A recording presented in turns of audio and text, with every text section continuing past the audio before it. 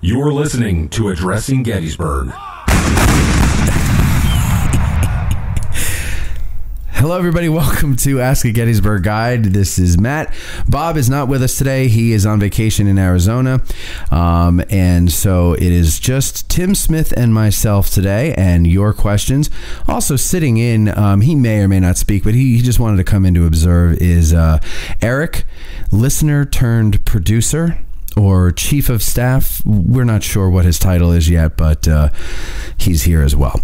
So if he does pipe up, then that's who that is. Okay, let's get right into the questions today. We're going to start off with a superstar among superstars, the great Trinetti. He's going to start off with this whopper. Tim, he wants to know, he says, I heard that the officer who took over Willard's brigade was arrested by Hancock for retreating without orders. Is this true? And what units in Longstreet's corps caused them to retreat? And hello, Tim. Hello. Well, I think he's referring to Colonel Eliakim Sherrill of the 126th New York of Willard's brigade. And, you know, the basic situation on July 2nd was, you know, as the Southern Army moved up Cemetery Ridge in echelon attacks, gaps were created because units were shifted from one area to another. And, you know, a lot of people who, you know, discuss the second day's battle and, you know, talk about the plan, you know, if they have a plan that the Southern Army is working on, suggests that the plan is working as the evening goes along, because units are pulled out of line to stop attacks, and then further attacks roll up the line, and there's an opportunity for the Southern Army to break through. And basically, when Caldwell's division of the 2nd Army Corps was pulled out of the lower part of Cemetery Ridge, just south of the Pennsylvania Monument, and sent into the wheat field to halt the attacks of Hood and McLaw's divisions in that area, right, a gap was created in the Union Center. And Barksdale's brigade from Mississippi actually charged into you know, the 3rd Corps line along the Emmitsburg Road, broke through it to Peach Orchard, shifted north a little bit, and then turned to the east and swept across the open ground into what we call the Cadore Thicket. And at that moment, there were no troops in that immediate vicinity to stop their advance. But, you know, General Winfield Scott Hancock you know, had realized there was going to be a problem and had shifted George Willard's brigade from Cemetery Hill down the slopes of Cemetery Ridge into the gap. And George Willard was the brigade commander. And the brigade, 3 regiments of the brigade, charged across the field, basically in front of what is now the Pennsylvania Monument, and into the Cadore Thicket, into Barksdale's brigade. Of course, Colonel George Willard was killed leading the charge. You know, and where he was killed, there's a marker there. Is that the Cadore Thicket that you're talking about? Yeah, that's the Cadore Thicket. Okay. You know, the Cadore Thicket is a term we use more recently, more generally, to describe it. But it's basically the low ground between the Emmitsburg Road and the modern Hancock Avenue, in which there's Plum Run flows. And it wasn't a woodlot at the time. It was more low underbrush, like a thicket. That's why we refer to it. And, you know, when I was younger, this whole area was wooded. And it was just like 20 years ago that the park went in, took out all the large trees, and tried to restore it to its thicket appearance. Right. And it used to be somewhat of a challenge to find the marker where Colonel George Willard was killed. And now they mow a path right to it. Yeah, now there's a path that goes right to it, and you can actually see it from near the Pennsylvania Monument when you're driving up Hancock Avenue. But Willard was killed at the height of the advance. And the senior colonel was Colonel Eliakim Sherrill of the 126th New York. Now, Colonel George Willard was the colonel of the 125th New York, also involved in the charge with the 111th New York. So 3 New York regiments were involved, and Colonel George Willard was in command of the brigade. Well, he was killed. I think a piece of artillery shell shrapnel hit him in the head, and the unit pushed Barksdale's brigade back, pushed up somewhat across the thicket towards the Emmitsburg Road, and then they were hit with artillery fire from the Confederate lines, and their exposed position, they pulled back and retreated back towards Cemetery Ridge.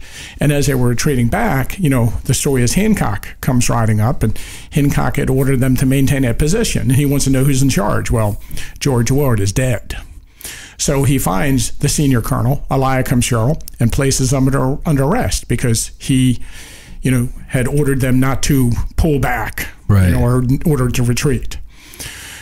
Eliakim Sherrill was a very good soldier. He was wounded at Harper's Ferry. His regiment, 126 New York, was actually involved in some of the fighting around Harper's Ferry before its surrender 9 months earlier to Stonewall Jackson. Okay. He was wounded up on top of Maryland Heights. And this is where they get the nickname the Harper's Ferry Cowards. That's right. And because they end up surrendering at Harper's Ferry with the rest of the men there, and they kind of get that nickname, the Harper's Ferry Cowards. And so, Eliakim Sherrill is really upset when he's placed under arrest for, absolutely no reason. Hancock had a habit of flying off the handle. He was kind of an angry young man. Okay. So the next day, during Pickett's charge, Eliakim Sherrill exposes himself, not in the sense that you might be thinking. Okay. He recklessly endangers his life to prove a point, and he gets killed.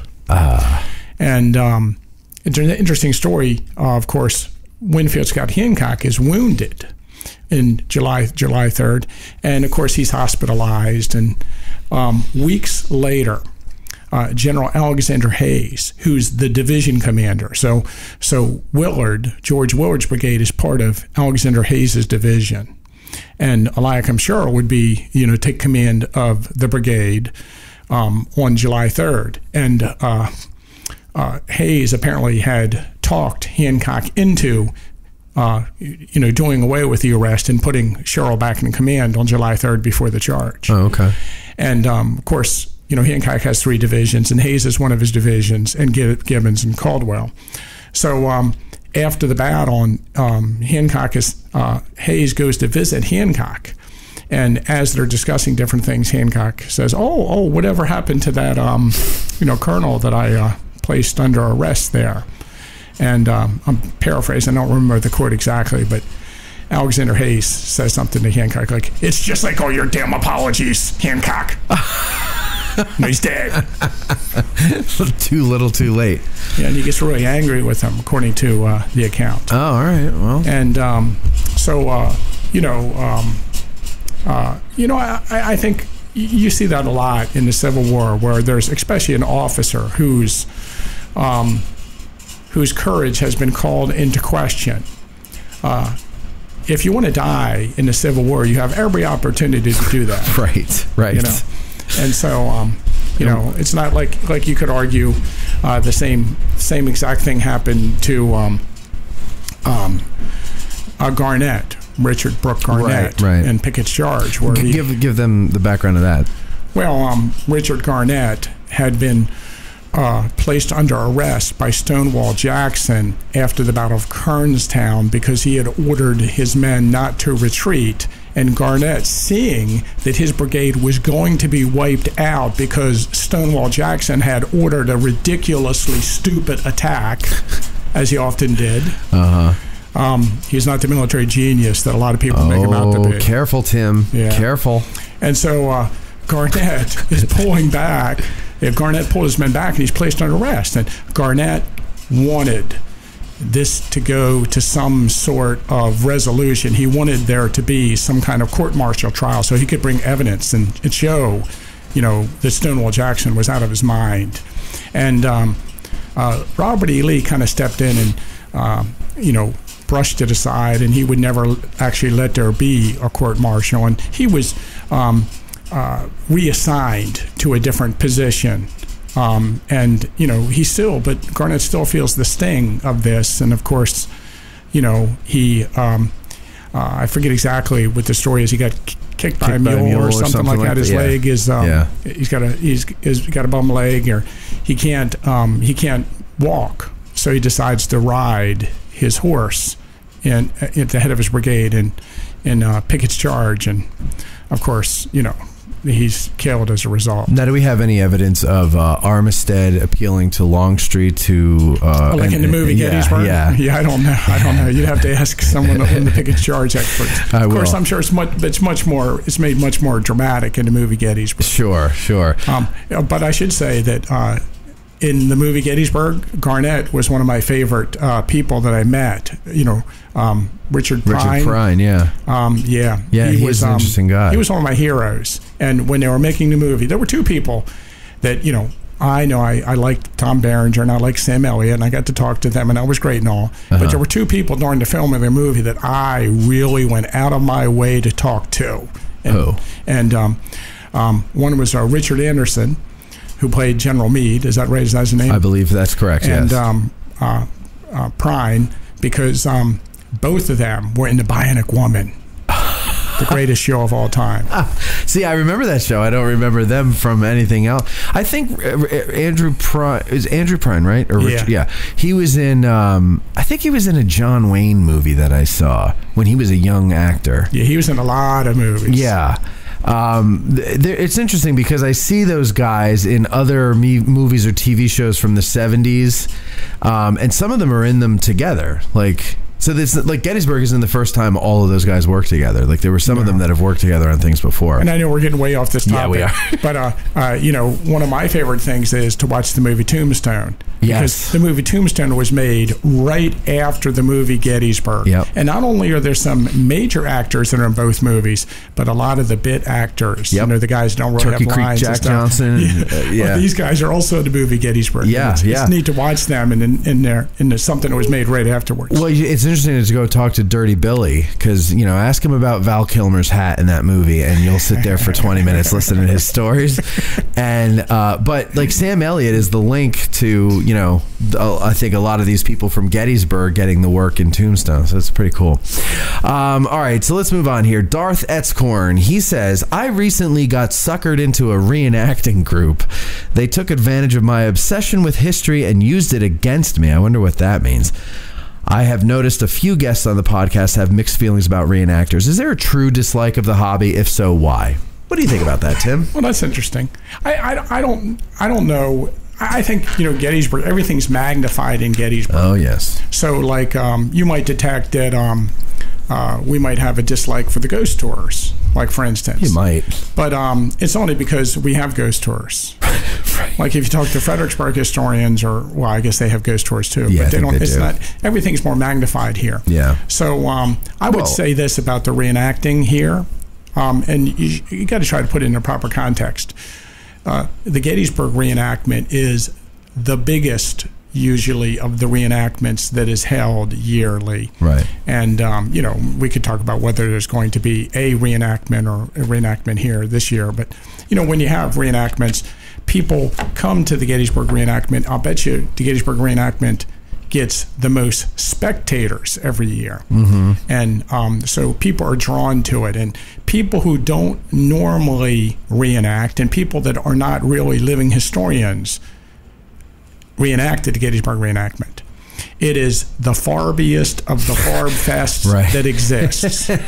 So I think what happens is, we're talking about not people here maybe having a dislike for reenacting as a whole, but having a dislike for this sideshow atmosphere that comes along with the Gettysburg reenactment. Mm-hmm. And so I think that when you hear people react to it, they're maybe reacting to that. And, even seasoned reenactors and living historians, that I think beyond historians, they're the ones that make fun of the Gettysburg reenactment and reenactors. Yeah, I've noticed that. Yeah. So it's not necessarily us, but so I think just to qualify it, when you hear someone here making fun of reenactors, it's probably they're making fun of the reenactors that show up at that reenactment here, not necessarily the hobby itself for the people. I don't know. I think different people have different ways that they interact with their interest of the Civil War. And I think, to me, it's all about getting as close as you can to understanding what it must have been like or must have felt like to be there.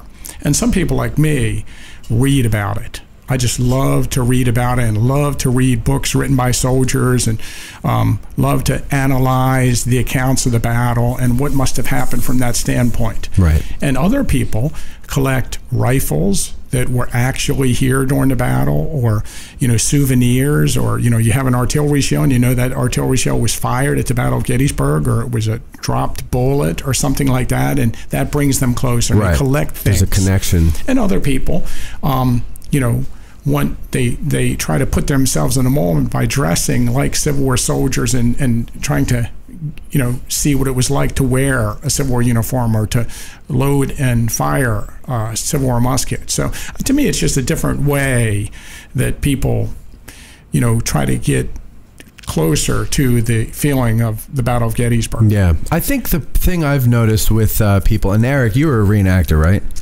All right, so I want you to open your mic and chime in on this one here. But I think the thing that I've noticed, my observations from talking with people about reenactors is it depends on who you talk to. You talk to the bartender at, let's say, well, I don't want to say the name of a restaurant, but let's say you talk to a bartender or a waitress, and her complaint will be they come in, they act like they're rock stars, and they act like they're doing us a favor by sitting there for 5 hours, racking up a $200 bill and tipping us $5. Like, okay, so there's that. They're cheap.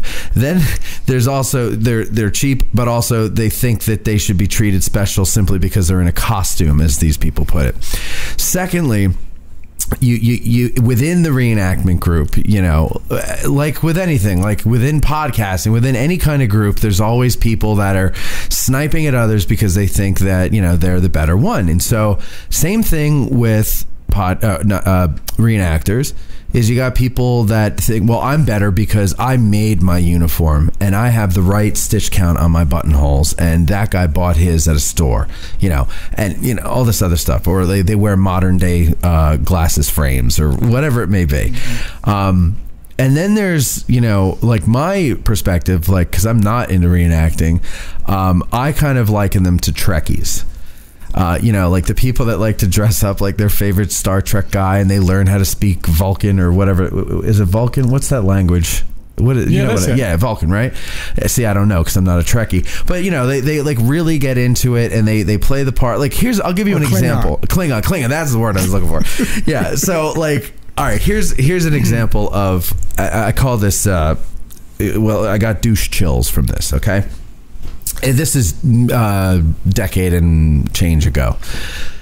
Walking down the street, Steinway Avenue. It's a beautiful evening, you know. I think it's like Memorial Day weekend or whatever. There's a lot of reenactors in town. I'm walking down the street in front of what is now ABC, but there was nothing there at the time. And I'm walking behind a young couple, a young reenactor and his young girlfriend or wife or whatever. And they're, you know, she's in her dress, he's in his uniform. They're walking arm in arm, taking a nice little stroll through town. Coming towards us is an older couple, same thing, dressed up and everything like that. He's a major. The kid walking down the street is just a regular old grunt, right?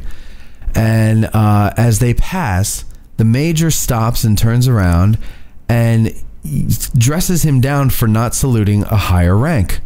And the kid goes, "You're not even in my unit," and then continues on his way. And the old man was just beside himself with the it's things like that, right? I observed this whole thing, and I'm like, ugh, like, it just got like the biggest douche chills from the whole thing. So from my perspective, I see these people, and Gettysburg is an interesting place for reenactors because it's kind of like the mecca of reenactments or reenactor types.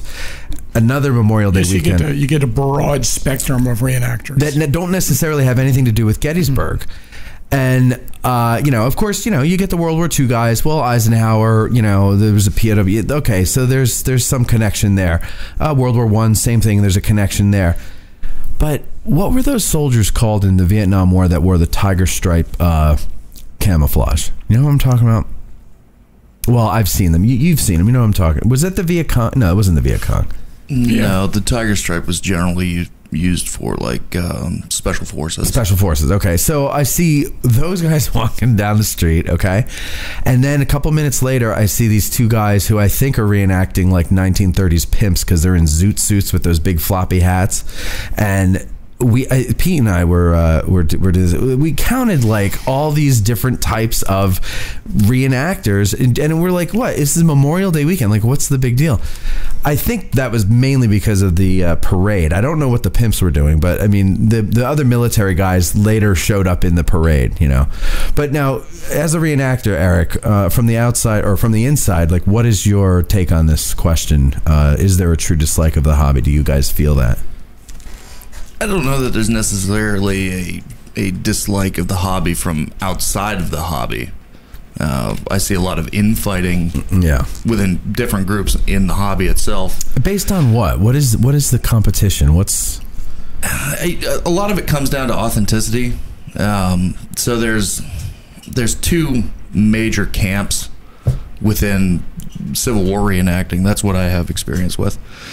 You've got guys they're called mainstream. They're the guys that Tim is talking about. They pretty run-of-the-mill, what you expect out of modern reenactors. And then you have guys who are on the more authentic spectrum. They're the guys that are coming out and doing the living history programs here. So like when I think they did 15th Alabama last year, from the Slider Farm. Was that the Liberty Rifles? Yeah, those guys are good. And so you've got multiple groups like that within the hobby. The Liberty Rifles are kind of local here, right? But you've got some in the Midwest and the Southeast, all over. That's where I see the most fighting. I don't necessarily get that feel from, you know, regular people, for lack of a better term. But isn't the goal the same for whoever gets into it? Like, I mean, I know like there's a personal reason, but like the altruistic reason might be to, you know, get the public interested in history, et cetera, et cetera. That would be the official. Okay, so it's not necessarily the goal. That's not the individual goal for everybody involved. Yeah, maybe it's to make yourself, you know, feel more a part of, you know, the Civil War. Right. Okay. But here, you know, it's interesting. Where's my point here? I'm losing my point. I don't know. We were talking about reenactors and if people don't like them. Well, what about historians? Let me tell you what happens. And see, a lot of times when let's say a historian badmouths a reenactor, right? You know, the person hearing us do it or me doing it, let's say, doesn't understand exactly why I'm doing it. Correct. So here's what happens to us as licensed battlefield guides, since this is Ask a Guide. Right. Okay, so let's say we're in front of the visitor center, and I have, you know, 30 years experience at being a tour guide at Gettysburg or being a historian at Gettysburg and written multiple books on the battle. And this guy got a uniform down at the store last week, and a visitor walks up. That visitor thinks that person knows something about the battle. That's exactly where I was. And it's insulting to us to have this instant credibility thrown on this guy because he just bought a general's uniform. Yep. And so that's, you know, and it's I don't know if you call that jealousy or bitterness or, you know, but that's sometimes that's where our, you know, the dislike is coming from, and it really has nothing to do with anything at all. You know, it's like a resentment almost because you had to like jump through all these hoops and do all this studying, and not that these guys aren't trying to study and read. I know, but you know, you get a license and it's just they get a uniform. It's the impression. It's this impression that they're knowledgeable. Yeah, but some of them are. You know, having said that, I have lots of stories I could tell you making fun of, you know, the reenactors. And the bad element of reenactors, and again, because we're in Gettysburg, we see the bad part of it, the bad side of it more than anyone else. But also, there are some excellent living historians out there. Yeah. And, here's something that your viewers might want to check out.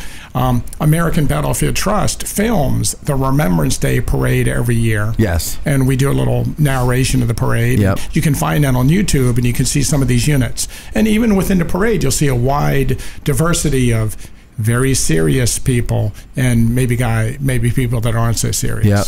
And I got to move on to the next question, but real quick on that point though, I've seen that they've put out some pretty cool videos that are like first person shooter style, like the video game style of like life in the trench.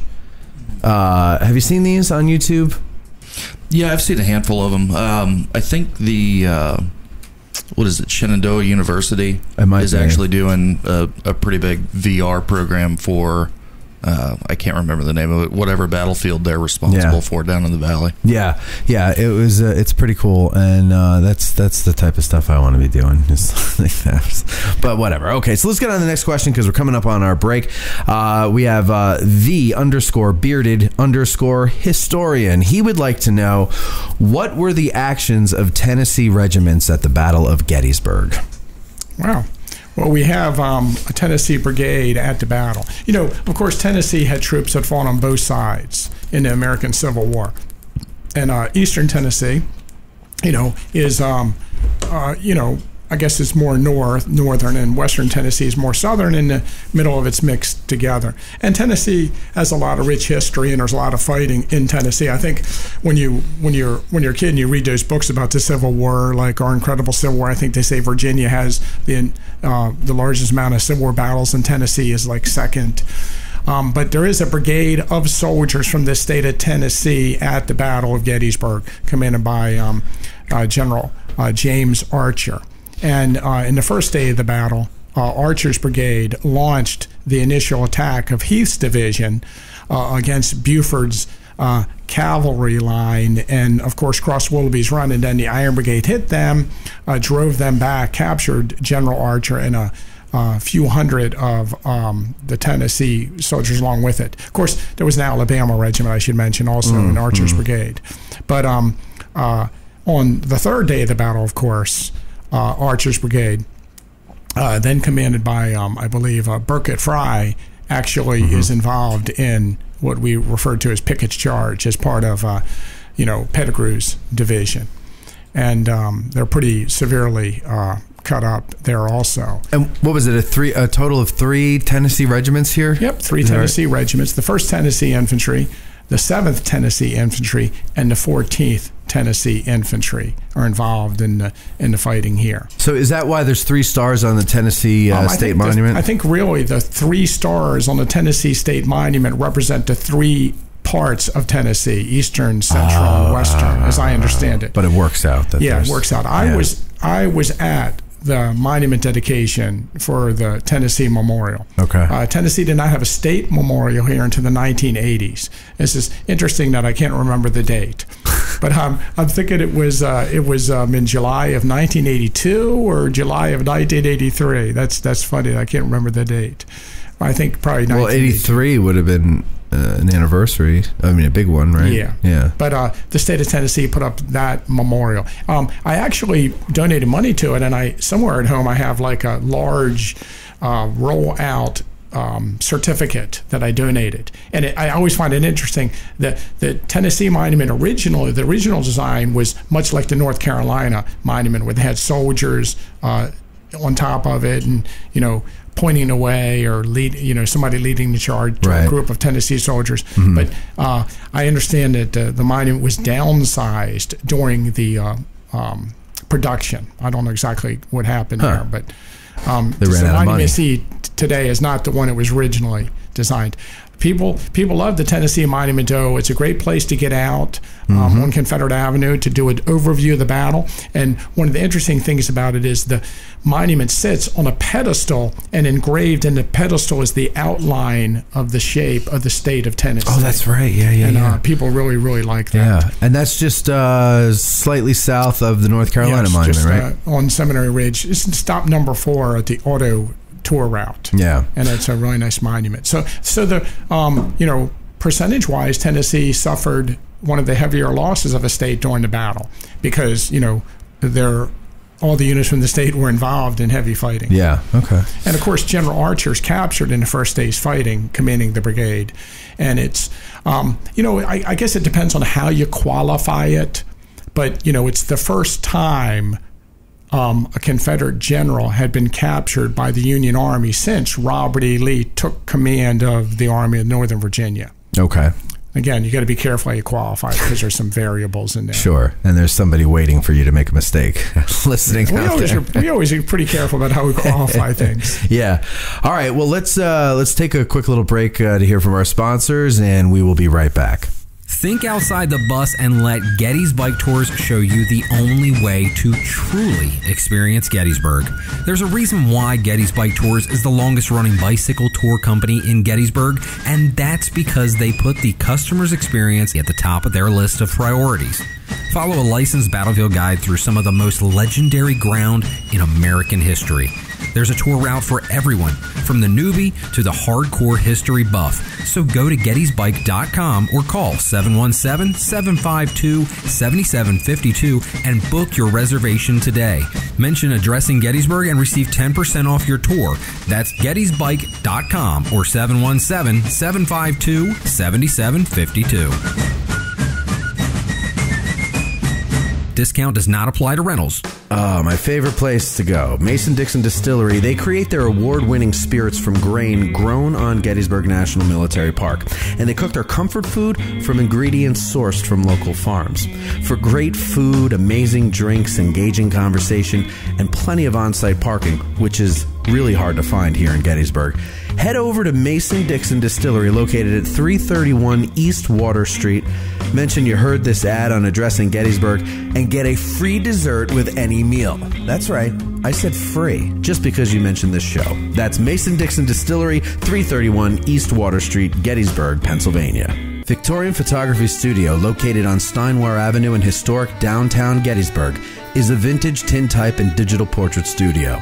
With hundreds of dresses and uniforms, as well as period-correct props and backgrounds, VPS can help you capture the perfect moment in time.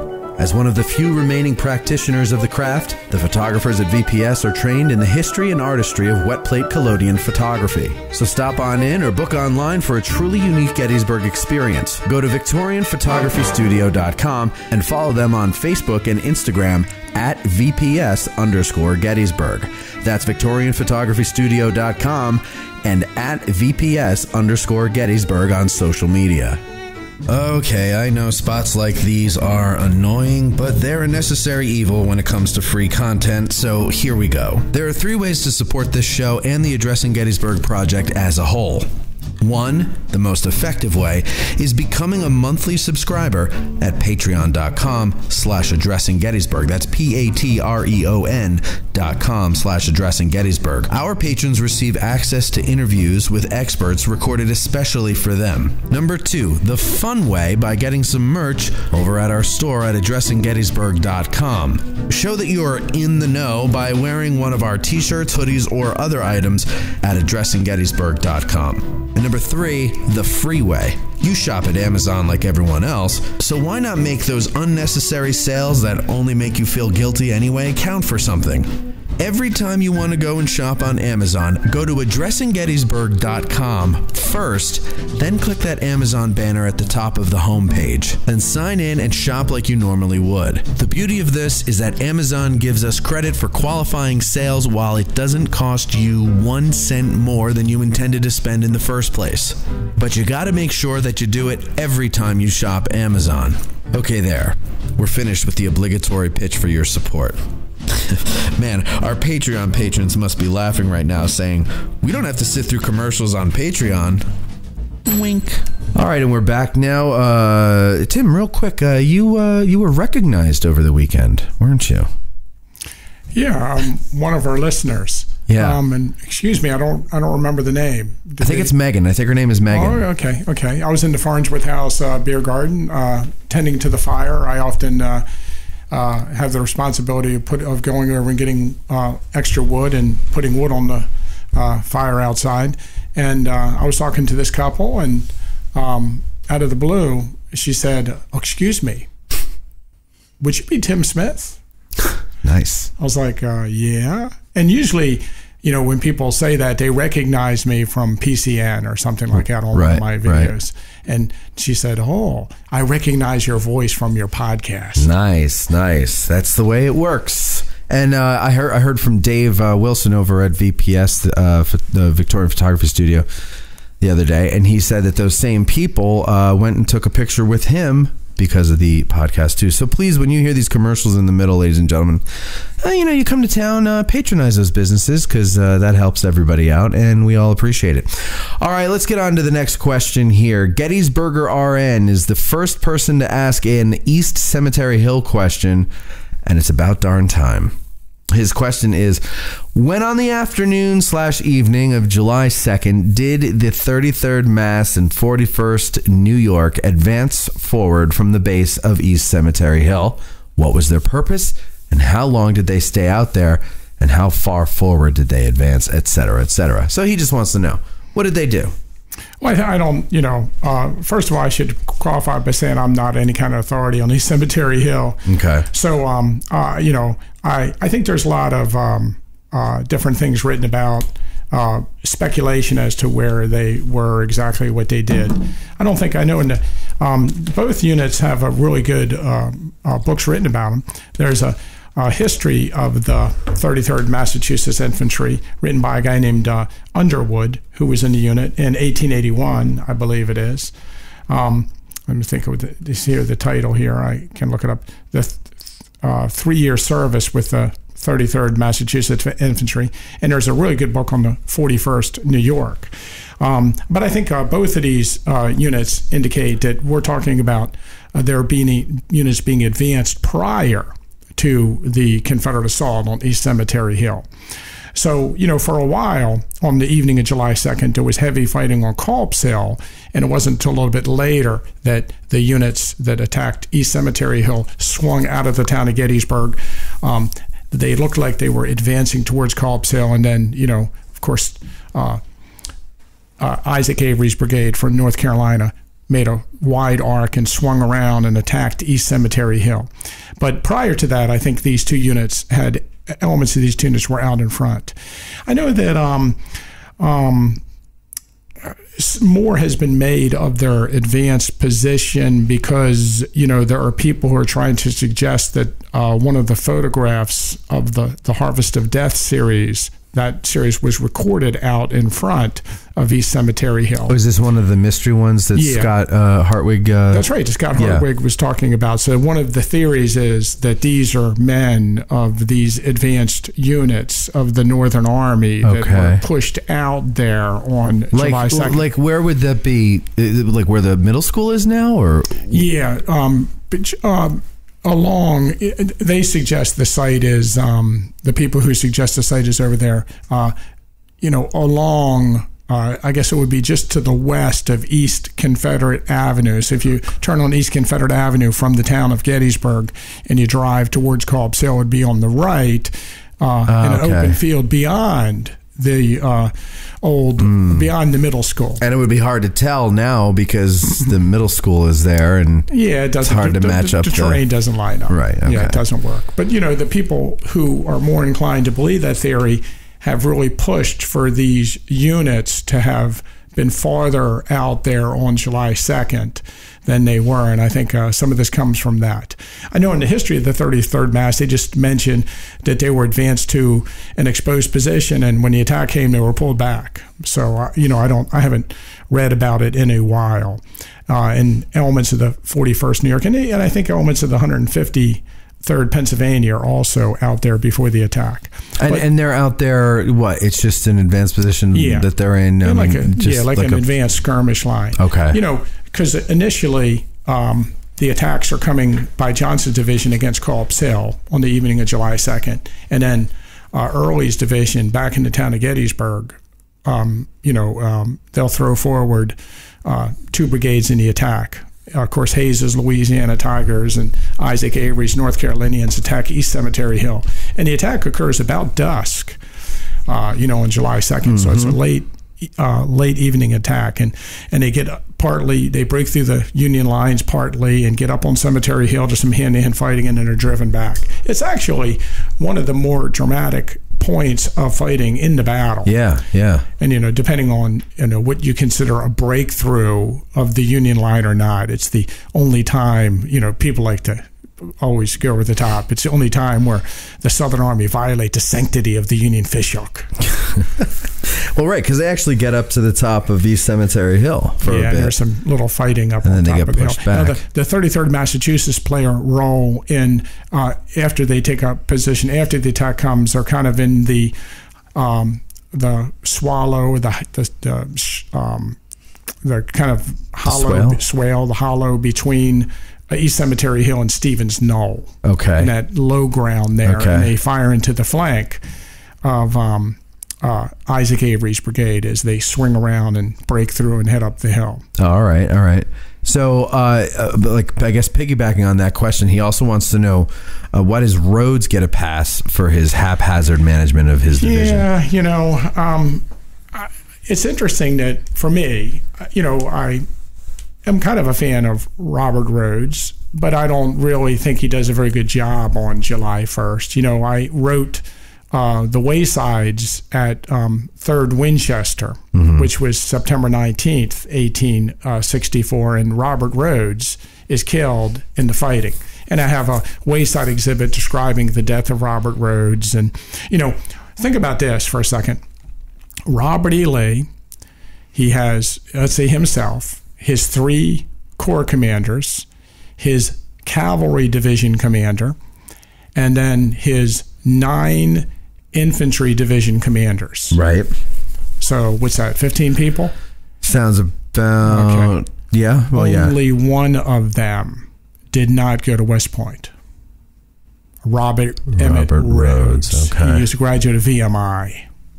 Okay. So Rhodes commands a division on July 1st. Well, wait, what's your point about? I don't know. I just like to point that out. West Point versus VMI. I just like to point that out. Okay. All right. He's the only non-West Pointer in Lee's high command at Gettysburg, and he gets killed, and he doesn't do a good job. At Winchester. But I don't know if I have a point, as opposed to the Northern Army that have more non-military trained commanders in their army, right, in our hierarchy. But on July 1st, he commands the division, and I guess, he had formerly commanded a brigade, and now he's risen to division command. And on July 1st, things just don't work out. If Robert Rhodes was in control of his division on July 1st, and he launched the 3-brigade attack of Junius Daniel, Alfred Iverson, and Edward Asbury O'Neill's brigades from the area of the Peace Light, as it should have been launched, those 3 brigades would have hit the end of the Northern line and drove them off the field, and the first day's battle would have been over a little bit sooner. Right. But it seems like, Rhodes down, O'Neill doesn't start right away. Iverson moves forward unsupported. Daniel veers off and, towards the McPherson barn instead of supporting Iverson. O'Neill has to ride, or Rhodes rides down to find out why O'Neill's not moving forward. O'Neill's got some issues. And, we blame O'Neill. We blame Iverson. We blame Daniel. But we don't blame Rhodes. But the fish stinks from the head. Right. Right. And then he does finally bring up Ramseur and the attack and break through. Right. And then on July 2nd, if you buy into the Confederate plan of assault on July 2nd, it's this echelon attack on the southern end, and Hood's division and McLaws and Anderson's division are sweeping in. And Rhodes is moving his troops out of the town of Gettysburg and taking up position at the base of Long Lane and moving forward up through what is now Cold Park. And he is getting ready to launch an attack on West Cemetery Hill. At the same time, troops are being moved around to attack East Cemetery Hill, as we mentioned. And, of course, we have Harry Hayes, Louisiana Tigers, do make the charge up the hill and break through the lines. And then we have Isaac Avery that does swing around, and some of his units are breaking through the Union lines. And what did the Northern Army do? The Northern Army are able to shift reinforcements off of Cemetery Hill in the cemetery proper, the 11th Army Corps, Right. And then Carroll's brigade is able to shift from West Cemetery Hill over to East Cemetery Hill, and these combined reinforcements are too much for the Southerners to handle, and they drive them back. Well, how about if those reinforcements are not able to get to East Cemetery Hill to assist in the counterattack because they're helping to defend Western Cemetery Hill against Robert Rhodes' attack? And by all accounts, Rhodes is supposed to launch this attack. But Rhodes gets into position. The attacks break down in Anderson's brigade off to his south or off to his right, partly because of the fighting at the Bliss Farm, maybe partly because Richard Anderson and William Mahone or somebody's not doing what they're supposed to be doing. So Rhodes decides not to make the attack. And today we refer to it as the non-attack. But the purpose of Rhodes' attack is to hold the Union troops in front of him in position. Right. Which then would have increased the chances of success for the Southern Army on East Cemetery Hill. And remember, Juba Early has Gordon's brigade. And Gordon's brigade is supposed to be brought up and sent in as a second wave against East Cemetery Hill. But Gordon's brigade is never sent in.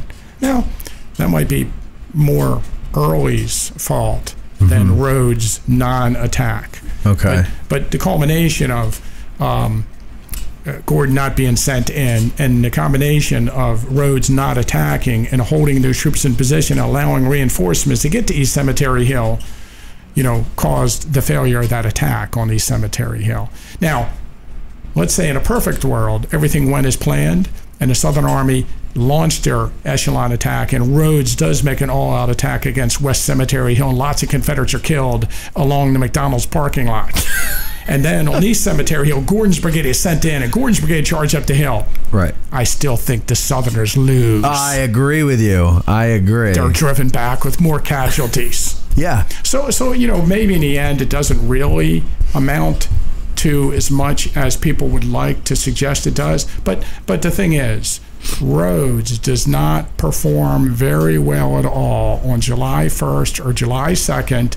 And as the listener so astutely noticed, he doesn't get criticized for it like other people get criticized for things. And I don't know. I think some of it has to do with the fact that he's very popular after the war, and of course he dies during the war. Sure. Stuart died during the war, and he gets criticism. Yeah. So I don't know. That's a good question, though, and I like that we finally got some East Cemetery Hill stuff in there. All right, next one is the Peter Cornell. He makes his debut with this question. Please talk a little bit about East Cavalry Battlefield. What was the significance of it in the battle, and what role Custer played in Gettysburg? Well, I think to be fair, you should ask this to one of the other tour guides too. Like Bob. Yeah. Somebody that can better appreciate the role of the cavalry in history of our country, because I cannot. You're not a big fan of the cavalry. No. Why? Is it much ado about nothing? Why don't you like the horsies? Yeah, I guess maybe it's because when I was a kid I tried to ride a horse and was thrown. I knew it. Tim. And now I'm anti-cavalry. Yeah, because I like the cavalry, and I was a very good horseback rider. Okay. So it's interesting that I think the fighting for East Cavalry Field is very interesting in the larger picture of the battle, and as Eric mentioned to me earlier, he likes to go out there because there's nobody there. Yes. So it's a part of the battlefield that is very pristine. It's still all farmland. It's really interesting to study. And, in that respect, I think much has been made of the role of East Cavalry Field in the overall picture of the battle. And over the years by different people for different reasons. One thing was that I'd always like to point out, and I'm not sure if I already talked about this one other time on another question we had on the. It's okay to repeat yourself. One of the earlier podcasts, but one of my impressions that I got when I started really reading about it was that in the early 1880s, veterans are putting up monuments to their regimental actions at Gettysburg. You know, Pennsylvania, New York, different units are coming to Gettysburg, putting up monuments to the veterans. And the veterans that fought in the cavalry, they would like their monuments too. But the Gettysburg the Gettysburg Battlefield Memorial Association is not purchasing land at East Cavalry Field. You know, they're purchasing land at Little Round Top and the wheat field, and they're putting in Cemetery Ridge, you know, putting in Hancock Avenue and buying land on the main part of the field. And I think some of the cavalry veterans, led by David McMultry Gregg, a prominent Pennsylvanian, really want to see that area of the field more preserved and developed. Okay. And so some of the guys that fought in that battle are, you know, they're very touchy about it. Like, hey, we played a role in the battle also. But in an effort to get people to pay more attention, they start to overemphasize their role in the battle. Yet not only did we fight in the battle, but Jeb Stuart was trying to swing around behind the Union lines and trying to break through us. And then if you would have, there was a plan where he was going to attack the rear of Cemetery Ridge. At the same time, Pickett was attacking the center. And we stopped Stuart from getting to that position. And so, you know, they play more of a major role in the battle. Is that why? Because I remember when I was first coming here, I remember that being the story. Well, you know, and even from guides, like guides was it, but now I don't hear that much. Well, I don't hear. I think the problem with that story is if you just start digging into it, it's bull. It's bull. There's no proof. There's absolutely no evidence in any way, shape, or form that Jeb Stuart is trying to break through the rear of the Union line and attack the rear of Cemetery Ridge. Basically, on the morning of July 3rd, the Union cavalry has been harassing Lee's rear, you know, the Battle of Hunterstown on July 2nd. They've been hitting Brinkerhoff Ridge. They've been harassing his attempt to send troops over to the east, you know, to Culp's Hill and his rear. So he's sending Jeb Stuart out there when Jeb Stuart arrives in force to deal with this menacing Union cavalry in his rear. And then, you know, maybe, you know, there's some later allusion to the fact that, well, they'll be in position in case the Union Army retreats from Gettysburg to be in a position to harass them. But there certainly is no evidence that Pickett's charge and this movement by Jeb Stuart are connected in any way, shape, or form. Although there are whole books written about this that suggest there are. Like Lee's Real Battle Plan, which, you know, by that Thomas Carhart, which I like to call Lee's Secret Battle Plan that no one else knew about except this guy who wrote this book.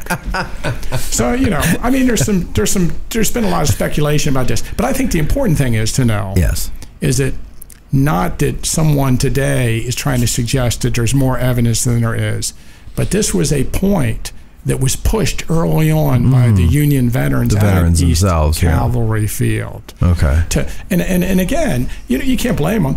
It was part of an effort to emphasize the role that they played in the battle so that the Gettysburg Battlefield Memorial Association and later the Gettysburg National Military Park Commission would notice that the area that they fought needed to be preserved as part of the battlefield and protected. And that makes sense. So basically, though, the whole thing about East Cavalry Battlefield is that is a legend passed down from the veterans themselves in order to inflate, I guess, the importance of what happened over there. Is that essentially what you're saying? Yeah. I mean, just to emphasize their role in the battle. To greater emphasize their role in the battle. How about that? Because you know they did fight, and they're you know it's one of the. Well, yeah. Let's get on it. So he asked also about Custer. So that's, he's one of the big great guy. Clashes of the war where there's actually physically charging lines of men on horseback with other charging lines of men on horseback, and they collide, and there's a big fight. And Custer had been promoted from captain to general 3 days before the battle. And again, I'm not the world's greatest authority on Custer, but along with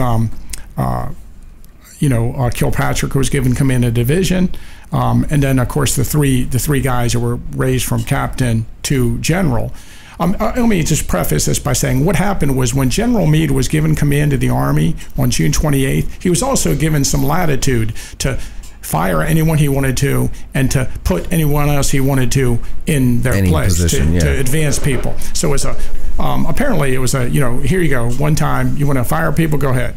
And so General Meade turned to Alfred Pleasonton and said, hey, I think you got some deadwood. You want to get rid of some people and advance some people? And so Alfred Pleasonton took 3 captains on his staff and made them generals. And of course, there are Elon J. Farnsworth, Wesley Merritt, and George Armstrong Custer. Okay. And so they end up commanding brigades in the battle. Of course, Elon J. Farnsworth is killed leading a charge on July 3rd. Mm-hmm. And, there's some suggesting that Custer's brigade was supposed to be riding to, Big Round Top on July 3rd and supporting the troops on, like Farnsworth's brigade. But he rode to the sound of the guns and they ended up on East Cavalry Field, and he leads a charge that helps drive the Southerners back. I think if you want to, the most accurate version of this you can probably get is in They Died with Their Boots On.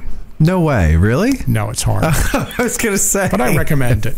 I love that movie. I recommend it. Yeah. In that one, I think the thing I remember most about that movie is that Custer's promotion was an accident. There was an order to arrest General Custer I remember Captain this. Custer, yeah. And then there also was an order to make someone a general for the Michigan Cavalry Brigade, and the names got mixed up. Yeah, and then said it's a mistake, and he's made commander. Yeah, and I think isn't there a scene like in that movie when he finds out that he's a general, everybody's calling him general first, and he thinks they're teasing him. Yeah. And he sits down at the mess hall or whatever, or not mess hall, but sits down to eat. That's good. He's like, "Come on, guys, stop it." But for the details of the fighting at the Cavalry Field, you're probably going to have to ask somebody else. But in the bigger scheme of things, the cavalry officers are successful. A park road is put in by the GBMA and then improved by the Gettysburg National Military Park Commission. Mm-hmm. Land at first is just purchased along the road. Strips of land are purchased. Between Hoffman Road and all the way over to Hanover Road, and eventually large amounts of land are purchased. And when I was a kid, there was actually a Cavalry Field Museum out there along Low Dutch Road. Oh, cool. And I don't know when I remember the building for a while. Was that a private-owned museum? It was a privately owned museum, that highlighted the cavalry action. And years ago, I was part of the Gettysburg Battlefield Preservation Association at one time, years ago. And we had purchased a farm, a Spangler Farm, out at East Cavalry Field. And we put a new roof on it for the park. And the park has, it's park housing now. But I know there was talk of making a East Cavalry Field Contact Center in that building along 116. And that's something that really needs to be done, some more interpretation of the field if you're going to try to understand the battle. Yeah. So, but basically, though, Custer was not part of Gregg's division. He was part of Kilpatrick's division. He originally put over there to guard the right flank, and then Gregg came to relieve him. Is that how that worked, or and he was supposed to ride over. He was supposed to go back to Kilpatrick. Something and then Gregg sees Stewart's forming up or whatever, or coming into the area, and says, I could really use you if you want to stay. And Custer's like, hey, man, if you want to take the blame, whatever, man. I don't know why he's a surfer, but, so, and then, so he leads these charges, though, against Stewart's men, and, come on, you Wolverines. Yeah, I mean, Custer has a quality in him that makes a good general. He's crazy. Yes. He's crazy for glory. He's crazy for his own attention, it seems. Yeah. He's a fascinating guy. He is. I mean, there's reasons why he's popular. I mean, we don't want to dismiss that. So. No. I think during the Civil War, I think he's a fascinating guy to study. He's fascinating his whole life, but the Civil War, there's that book Custer Victorious, which is about his Civil War service. And that's a good title because, he's mostly victorious. One other thing about it, what you get, though, is you get these over-the-top Custer fanatics. And like I mentioned this guy who wrote this book, Lee's Real Plan at Gettysburg. I think he might be a West Pointer, the guy who wrote it. Wait, but there's two. Aren't there two real plan books? Troy Harmon wrote a book called Lee's Real Battle Plan, and this is a different one. This is about Custer at Gettysburg. But he's the one who really, he presents every piece of information he can find, including like a coupon from Pizza Hut, and he suggests that, hey, Jeb Stuart is supposed to attack the rear of Cemetery Ridge while Pickett is attacking in front. Let's not dismiss that. It's true. And how was he supposed to do that? How was he supposed to? And then, according to this book, if I remember correctly, one of the things that my friends were all laughing about was that he says if Custer would have broke through at East Cavalry Field, it's just a 20-minute horseback ride to the rear of Cemetery Ridge. And of course, we're laughing. And of course, he points to some mystery road that they could have used that's no longer exists because Lake Heritage covers it up. Which, it is true that Lake Heritage covers up a road, but I defy you in your car to get from East Cavalry Field to Cemetery Ridge in 20 minutes. That's what I was going to say. No, you're not going to do that. And not only that, but he can't, it's not like he can just come down and over Culp's Hill to get to it. He's got to go further south of Culp's Hill. And then the other thing about cavalry, we know you put 10 infantrymen with rifles in front of them and they'd stop. Right. They don't, that's enough. Right. Nobody ever saw a dead cavalry. Well, here's something else, since we're just on the subject of cavalry. Sure. And one of my things that irritates me about it is how great cavalry is. For instance, on the first day, Buford gets all this credit for holding back the Southern infantry. The 8th Illinois Cavalry that fired the first shot of the battle has 1 man killed in the fighting. Mm-hmm. 1 man killed. Mm-hmm. They do not fight. His Buford's division, he's got about 3,000 men. His total casualties were only a couple hundred. Yeah, like on the first day. Right. It's only 2 brigades on the first day. It's about 129, I think. Casualties. Yeah, and that's a lot. And there's killed, wounded, captured. Right. So that's not a lot. If that doesn't sound like a big, hard struggle. And the Confederate accounts, too, are basically saying, it wasn't that big of a deal. And then also, stopping infantry. We have this illusion that somehow the cavalry can hold infantry back. So on July 4th, Kilpatrick's guys ride down through Emmitsburg. They ride behind the Confederate lines. They cut through. They ride from Emmitsburg up to the South Mountain Range at Monterey. They cut through the Confederate line, and they've captured the Gap. Mm-hmm. Now, if everything my cavalry buddies would have me believe, this is what the plan is. You capture the Gap. You got a few thousand cavalrymen. The Confederate Army should not be able to retreat then. Right. And you've cut off their route of retreat, and now they're trapped, and the Union Army can destroy them. But now, they just ride away. What did they do that? What were they up there for? What was the point of capturing the Gap? I thought you could hold it. I thought you were fighters. Right. No, they just ride away, and then the Southern Army retreats. They don't stand. They don't fight. So their job is to harass. Yeah, harass. And then, we're making this big point about the retreat and, and Williamsport. Buford's guys get to Williamsport and they destroy the bridges, the pontoon bridge, but then they just ride away. Right. And then so they fixed the pontoon bridges and then come on. Right. I mean, to me, they're just a nuisance. If you're going to prove to me you're going to make a stand, show me some casualties. Right.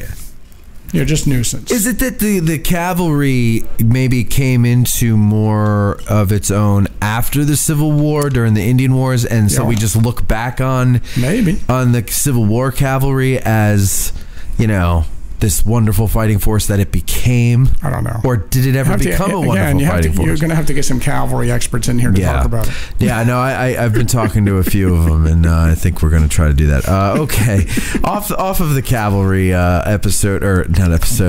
topic here, and we got Old Soldier 2020. He is also making his debut with questions, I believe, and he wants to know how best to see/photograph the Spangler kitchen where Armistead succumbed. That's the George Spangler Farm out on, that's not Hospital Road. What is that?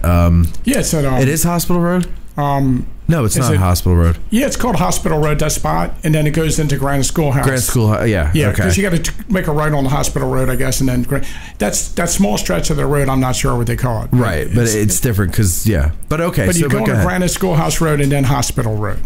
Yes, and that is run by the foundation. Yeah, so the Gettysburg Foundation a number of years ago purchased the George Spangler Farm, and they are running it as an attraction out of the National Park Service Visitor Center.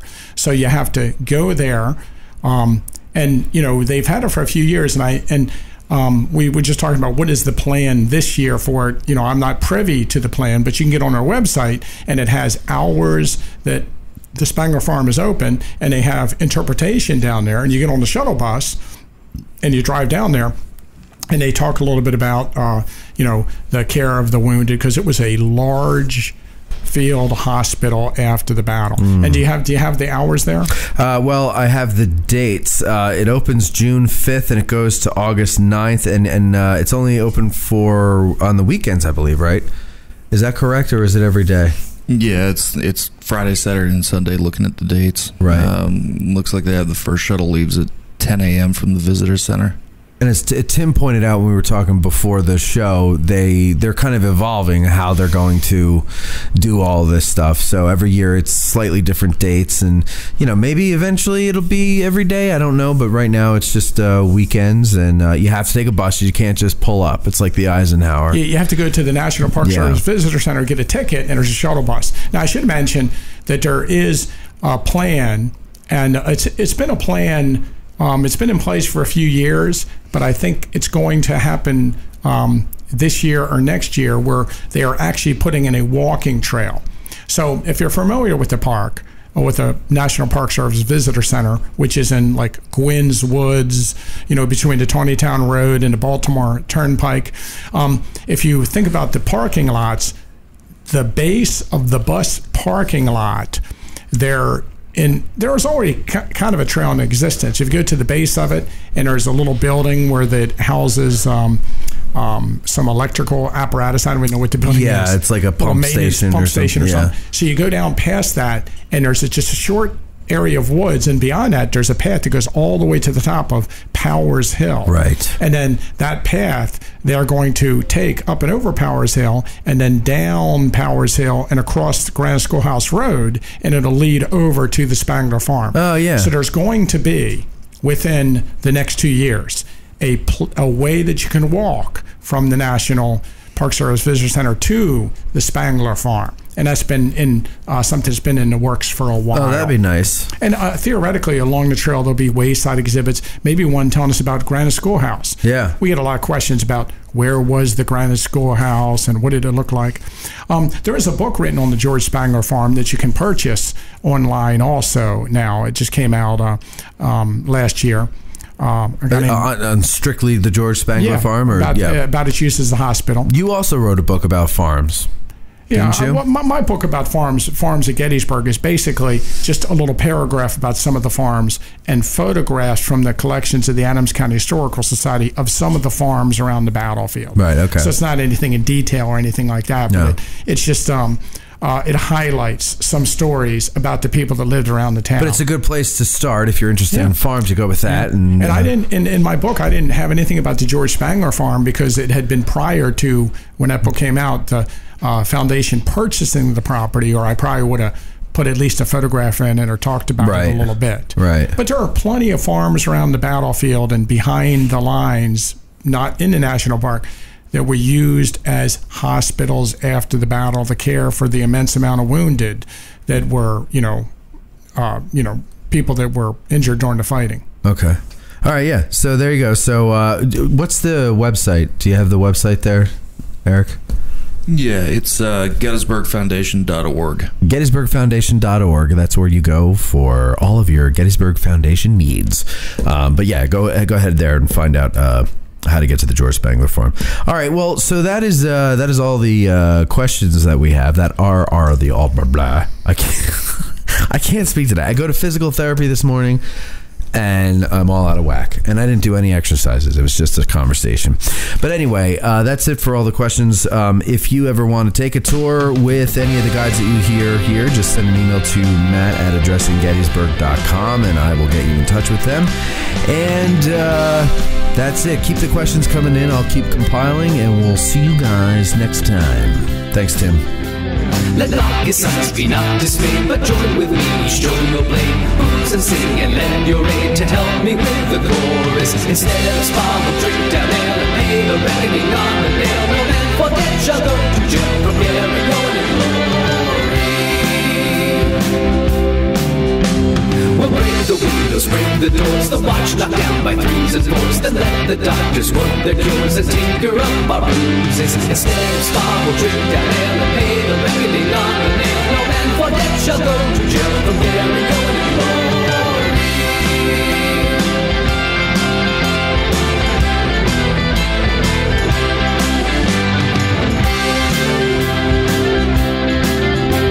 Our hearts so stout have got us fame, for soon 'tis known from whence we came. Wherever we go, they dread the name of Gary Owen in glory. Instead of spar, we'll drink down